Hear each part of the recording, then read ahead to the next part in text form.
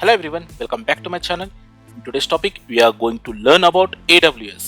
So, AWS ಬಗ್ಗೆ ನಾವು ಇದರಲ್ಲಿ ಟಾಪಿಕ್ ಅನ್ನು ಅರ್ಥ ಮಾಡ್ಕೊಳ್ಳೋಣ. ಇದರಲ್ಲಿ ಬೇಸಿಕಲಿ ಆಗಿ what is AWS, how to learn, step by step process ಏನಾಗಿದೆ ಅಂಡ್ ಯಾಕೆ AWS ಇಷ್ಟೆಲ್ಲ ಪಾಪ್ಯುಲರ್ ಆಗಿದೆ ಅದರ ಬಗ್ಗೆ ನಾವು ಇದರಲ್ಲಿ ಸ್ಟಡಿ ಮಾಡೋಣ. ಓಕೆ, ಸೊ ಅದರ ಜೊತೆ ನಾನು ಕೆಲವೊಂದಷ್ಟು ರಿಸೋರ್ಸ್ ಅನ್ನ ನಾನು ನಿಮಗೆ ಲಿಂಕ್ಸ್ ಅನ್ನ ನಾನು ನಿಮಗೆ ಕೆಳಗಡೆ ಡಿಸ್ಕ್ರಿಪ್ಷನ್ ಅಲ್ಲಿ ಕೊಟ್ಟಿರ್ತೀನಿ. ಸೊ ಅಲ್ಲಿಂದನೂ ಕೂಡ ನೀವು ತುಂಬಾಷ್ಟು ಇನ್ಫಾರ್ಮೇಶನ್ ಅನ್ನ ಕಲೆಕ್ಟ್ ಮಾಡ್ಕೋಬಹುದು AWS ಬಗ್ಗೆ. ಸೊ ಬೇಸಿಕ್ಲಿ ಅದರಲ್ಲಿ how to create account and ನಿಮ್ಮ ಮ್ಯಾನೇಜ್ಮೆಂಟ್ ಕನ್ಸೋಲ್ ಯಾವ ರೀತಿ ಇರುತ್ತೆ ಅದರ ಬಗ್ಗೆ ಲಿಂಕ್ಸ್ ಅಲ್ಲಿ ಡೀಟೇಲ್ಸ್ ಆಗಿರುತ್ತೆ. ಓಕೆ, ಸೊ ನಾವು ಪ್ಲಾನ್ ಮಾಡ್ತಾ ಇದೀವಿ ಕಂಪ್ಲೀಟ್ ಆಗಿ ಒಂದು ಸೀರೀಸ್ ಅನ್ನ ಕ್ರಿಯೇಟ್ ಮಾಡ್ಲಿಕ್ಕೆ. ಸೊ ಇದರಲ್ಲಿ ನಿಮಗೆ AWS ಅಲ್ಲಿ ಎಲ್ಲ ಇನ್ಫಾರ್ಮೇಶನ್ ನಿಮಗೆ ಬರಲಿ ಅಂತ. ಓಕೆ, ಸೊ ಅದಕ್ಕೆ ನೀವು ಫಸ್ಟ್ ಆಗಿ ಒಂದು ಚಾನಲ್ ಸಬ್ಸ್ಕ್ರೈಬ್ ಮಾಡ್ಕೊಳ್ಳಿ. ಸೊ ನಾವು ಏನೇ ವಿಡಿಯೋಸ್ ಅನ್ನ ಮಾಡಿದ್ರು ನೀವು ಅಲ್ಲಿಂದ ನಿಮಗೆ ನೋಟಿಫಿಕೇಶನ್ ಬಂದಿರುತ್ತೆ. ನೋಟಿಫಿಕೇಶನ್ ನೀವು ನಮ್ಮ ನಾಲೆಜ್ ಅನ್ನ ತಗೋಬಹುದು. ಎಲ್ಲರಿಗಿಂತ ಮುಂಚೆ ನಮಗೆ what is cloud computing, AWS ಅಂದ್ರೆ ನಾವು ಕ್ಲೌಡ್ ಯಾವ ರೀತಿ ವರ್ಕ್ ಆಗುತ್ತೆ ಅದ್ರ ಬಗ್ಗೆ ನಾವು ಅದ್ರ ಬಗ್ಗೆ ಸ್ವಲ್ಪ ನಾಲೆಜ್ ಇರಬೇಕು.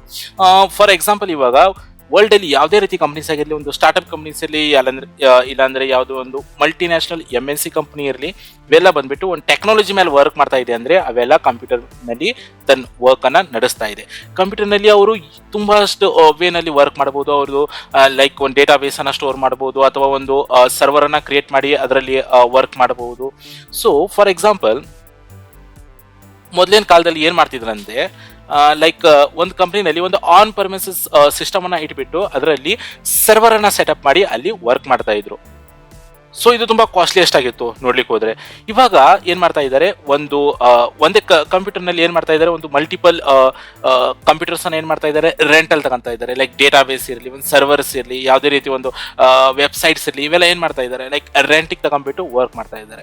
ಸೊ ನಾವೇನ್ ಮಾಡ್ತಾ ಇದೀವಿ, ಈ ರೆಂಟಿಗೆ ತಗೊಂಡ್ಬಿಟ್ಟು ಏನು ತಮ್ಮ ವರ್ಕ್ ಅನ್ನ ಏನ್ ಮಾಡ್ತಾ ಇದೀವಿ, ವರ್ಚುವಲಿ ಏನ್ ನಾವು ಆಕ್ಸೆಸ್ ಮಾಡ್ತಾ ಇದೀವಿ, ಇದನ್ನ ನಾವು ಲೈಕ್ ಕ್ಲೌಡ್ ಕಂಪ್ಯೂಟಿಂಗ್ ಅಂತ ಹೇಳ್ಬೋದು. ಅದೇ ರೀತಿ AWS ನಿಮಗೆ ಲೈಕ್ ಇದೇ ರೀತಿ ನಮಗೆ ಒಂದು ಕ್ಲೌಡ್ ಅಲ್ಲಿ ಒಂದು ವರ್ಕ್ ಮಾಡ್ಲಿಕ್ಕೆ ನಮ್ದು ಪ್ಲಾಟ್ಫಾರ್ಮ್ ಅನ್ನ ನಮಗೆ ಕೊಡ್ತಾ ಇದೆ. ಸೊ ಗೈಸ್, ಇವಾಗ ಫೇಸ್ಬುಕ್ ಇರಲಿ, ಅಮೆಝಾನ್ ಇರಲಿ, ನೆಟ್ಫ್ಲಿಕ್ಸ್ ಇರಲಿ, Airbnb ಇಂಥ ಬಿಗ್ ಆರ್ಗನೈಸೇಷನ್ ಏನ್ ಮಾಡ್ತಾ ಇದೆ, ಅಮೆಝಾನ್ ಇಂದ ಕೂಡ ಸರ್ವಿಸಸ್ ಅನ್ನ ತಗೊಂತಾ ಇದೆ. So there was a survey in conducted 2020. ಅದರಲ್ಲಿ 92% ಲೈವ್ ವೆಬ್ಸೈಟ್ ಏನಿದೆ ಅಮೆಝಾನ್ AWS ಅಲ್ಲೇ ನಡೀತಾ ಇತ್ತು. ಸೊ ಗೈಸ್, ನೀವು ಹೇಳ್ಬೋದು ಇಷ್ಟು ಫೇಮಸ್ ಆಗಿದೆ ಇದು. ಲೈಕ್ ನೀವು ಡೆಫಿನೇಷನ್ ಕೂಡ ನೀವು ಇಲ್ಲಿ ನೋಡ್ಬೋದು, ನಾನು ಇಲ್ಲಿ ಅಟ್ಯಾಚ್ ಮಾಡಿದ್ದೀನಿ. ಸೊ ಬೇಸಿಕಲಿ ಇದರಿಂದ ಮೇನ್ಲಿ ಏನಂದ್ರೆ AWS ಬಂದ್ಬಿಟ್ಟು ನಮಗೆ ಈ ಕ್ಲೌಡ್ ಪ್ಲಾಟ್ಫಾರ್ಮ್ ಅಲ್ಲಿ like world in global in first player ಆಗಿದೆ. ಇದು ಇಷ್ಟು ಟ್ರಸ್ಟ್ ಅನ್ನ ಗೇನ್ ಮಾಡಿದೆ, ಇಷ್ಟು ಕಸ್ಟಮರ್ಸ್ ಇದ್ದಾರೆ ಅಂಡ್ ಇಷ್ಟೆಲ್ಲ ಸರ್ವಿಸ್ ಅನ್ನ ಪ್ರೊವೈಡ್ ಮಾಡ್ತಾ ಇದೆ ಅಂದ್ರೆ ನೀವು ತಗೋಬಹುದು ಒಂದು ಗ್ಲೋಬಲ್ ಪ್ಲೇಯರ್ ಅಂತ ನೀವು AWS ಅನ್ನ ಕನ್ಸಿಡರ್ ಮಾಡಬಹುದು.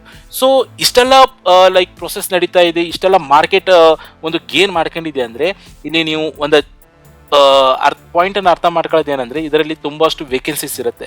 ಕ್ಲೌಡ್ ಪ್ರೊಫೆಷನಲ್ಸ್ ಬೇಕಾಗಿರ್ತಾರೆ, ಲೈಕ್ ಇಂಜಿನಿಯರ್ಸ್ ಬೇಕಾಗಿರ್ತಾರೆ. ಈ ಕಡೆ ತುಂಬಾ ಜನ ಏನ್ ಮಾಡ್ತಾ ಇದ್ದಾರೆ, ತಮ್ಮ ಸರ್ಟಿಫಿಕೇಶನ್ ಅನ್ನ ಮಾಡ್ತಾ ಇದ್ದಾರೆ AWS ಅಲ್ಲಿ, ಒಂದು ಸ್ಕಿಲ್ ಅನ್ನ ಗೇನ್ ಮಾಡ್ತಾ ಇದ್ದಾರೆ. ಮಾಡಿಬಿಟ್ಟು ಏನ್ ಮಾಡ್ತಾ ಇದ್ದಾರೆ, AWS ಅಲ್ಲಿ ತುಂಬಾಷ್ಟು ವೇಕೆನ್ಸೀಸ್ ಇದೆ, ಓಪನಿಂಗ್ಸ್ ಇದೆ, ಅದರಲ್ಲಿ ತಮ್ಮ ಲೈಕ್ ಪ್ರೊಫೆಷನಲ್ ಲೈಫ್ ಅನ್ನ ಸರ್ವ್ ಮಾಡ್ತಾರೆ. ಅದೇ ರೀತಿ AWS pay as you go model ಮೇಲೆ ವರ್ಕ್ ಮಾಡುತ್ತೆ. Pay as you go model means ನೀವು ಯಾವುದೇ ಒಂದು ಸಿಸ್ಟಮ್ ಅನ್ನ ರೆಂಟಲ್ಲಿ ಎಷ್ಟೊತ್ತು ತಗೊಂತೀರಿ, ಎಷ್ಟು ಅದನ್ನ ಯುಟಿಲೈಸ್ ಮಾಡ್ತಾ ಇದ್ದೀರಿ, ಅದಕ್ಕಷ್ಟೇ ನೀವು ಪೇಮೆಂಟ್ ಅನ್ನ ಮಾಡಬೇಕಾಗಿರುತ್ತೆ. ಫಾರ್ ಎಕ್ಸಾಂಪಲ್, ನಾನು ಹಿಂಗೆ ಹೇಳಿಕ್ ಹೋದ್ರೆ, ನೀವೆಲ್ಲ ಫ್ರೆಂಡ್ಸ್ ಎಲ್ಲ ಸೇರಿಬಿಟ್ಟು ಒಂದ್ ಕಡೆ ಬೀಚ್ ಅಲ್ಲಿ ಟ್ರಿಪ್ಪಿಗೆ ಹೋಗಿದ್ದೀರಾ. ಅಲ್ಲಿ ನಿಮ್ಗೆ ಒಂದು ಬೋಟ್ ಅನ್ನ ರೈಡ್ ಮಾಡ್ಬೇಕಂದ್ರೆ ನೀವು ಏನ್ ಮಾಡಬಹುದು, ಅದಕ್ಕೆ ಎಷ್ಟು ಅಮೌಂಟ್ ಇದೆ ಅದನ್ನ ಕೊಟ್ಬಿಟ್ಟು ಒಂದು ಪರ್ಚೇಸ್ ಮಾಡ್ತೀರಾ. ಪರ್ಚೇಸ್ ಮಾಡಿಬಿಟ್ಟು ಅಲ್ಲಿ ನೀವು ಅದನ್ನ ರೈಡ್ ಮಾಡ್ತೀರಾ. ಮಾಡಿಬಿಟ್ಟು ಅಲ್ಲಿಂದ ಟ್ರಾನ್ಸ್ಪೋರ್ಟ್ ಮಾಡಿ ನಿಮ್ಮ ಮನೆಗೆ ಅದನ್ನ ಕ್ಯಾರಿ ಮಾಡಬೇಕು, ಇಲ್ಲ ಅಂದ್ರೆ ನೀವು ಅಲ್ಲಿ ಅದನ್ನ ಮಾರಬೇಕು. ಸೊ ಇದರಲ್ಲಿ ನಿಮಗೆ ತುಂಬಾ ಅಷ್ಟು ಏನಾಗ್ತಾ ಇದೆ, ಮೇಂಟೆನೆನ್ಸ್ ಖರ್ಚು ಹೋಗ್ತಾ ಇದೆ.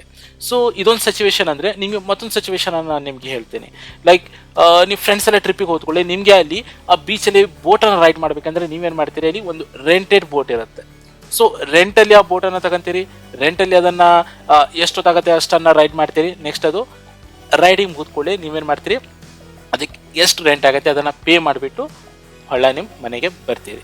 ಸೊ ಇಂಟ್ರೆಸ್ಟಿಂಗ್ ಅನಿಸಲ್ವಾ ಸೆಕೆಂಡ್ ಟಾಪಿಕ್. ಸೊ ಇಲ್ಲಿ ನಿಮಗೆ ಕ್ಯಾರಿ ಮಾಡೋದ್ರಲ್ಲಿ ನಿಮಗೆ ಮೇಂಟೆನೆನ್ಸ್ ಇಲ್ಲ, ಅಲ್ಲಿ ಏನೂ ಇರೋದಿಲ್ಲ. ಲೈಕ್ ನೀವು ಎಷ್ಟನ್ನ ಯುಟಿಲೈಸ್ ಮಾಡಿದ್ದೀರಾ ಅದಕ್ಕಷ್ಟು ನೀವು ಪೇಮೆಂಟ್ ಅನ್ನ ಮಾಡ್ತಾ ಇದ್ದೀರಾ.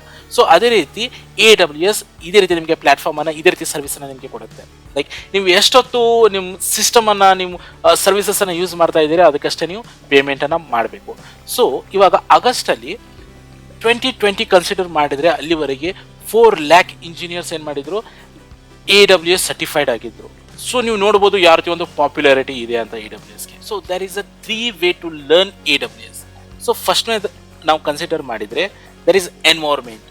AWS ಅನ್ನ ನೀವು ಕಲಿಬೇಕಂದ್ರೆ ಫಸ್ಟ್ ನೀವು ಒಂದು ಎನ್ವೈರ್ಮೆಂಟ್ ಅನ್ನ ಕ್ರಿಯೇಟ್ ಮಾಡ್ಕೋಬೇಕು. ಲೈಕ್ ಅದ್ರ ಜೊತೆ ನೀವು AWS ಅಕೌಂಟ್ ಅನ್ನ ಕ್ರಿಯೇಟ್ ಮಾಡ್ಕೋಬೇಕಾಗಿರುತ್ತೆ. ಸೊ AWS ನಿಮಗೆ 1 ಇಯರ್ ಇಂದು free of cost AWS free tier account ಅನ್ನ ಪ್ರೊವೈಡ್ ಮಾಡ್ತಾ ಇದೆ. ಸೊ ಇದನ್ನ ನೀವು ಫಸ್ಟ್ ಅಂತ ಕನ್ಸಿಡರ್ ಮಾಡಿದ್ರೆ, second one is management console. Management console ಅಲ್ಲಿ ನೀವು ಯಾವ ರೀತಿ ವರ್ಕ್ ಮಾಡ್ತೀರಾ ಅನ್ನೋದ್ ಬಗ್ಗೆ ನೀವು ಇದರಲ್ಲಿ ಕಲಿಬೇಕಾಗಿರುತ್ತೆ.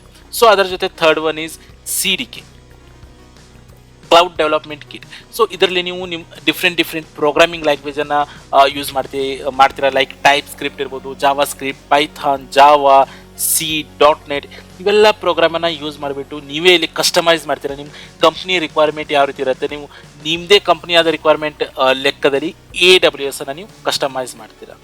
ಸೊ ಈ ರೀತಿ ನೀವು ಒಂದು ಸರ್ಟಿಫೈಡ್ ಇಂಜಿನಿಯರ್ ಆದರೂ ಎಲ್ಲಾದರೂ ಒಂದು ಕಡೆ ಅಸೋಸಿಯೇಟ್ ಲೆವೆಲಲ್ಲಿ, ಆರ್ಕಿಟೆಕ್ಟ್ ಲೆವೆಲಲ್ಲಿ ನಿಮಗೆ ಕಂಪ್ನಿನಲ್ಲಿ ಒಂದು ಆಪರ್ಚುನಿಟಿ ಸಿಕ್ಕರು, ನೀವು ಬೇಸಿಕ್ಲಿ ಆಗಿ ಕೆಲವೊಂದಷ್ಟು ಮೇಲೆ ನೀವು ಹ್ಯಾಂಡ್ಸ್ ಆನ್ ಎಕ್ಸ್ಪೀರಿಯನ್ಸ್ ಅನ್ನ ಮಾಡ್ಕೋಬೇಕಾಗಿರುತ್ತೆ.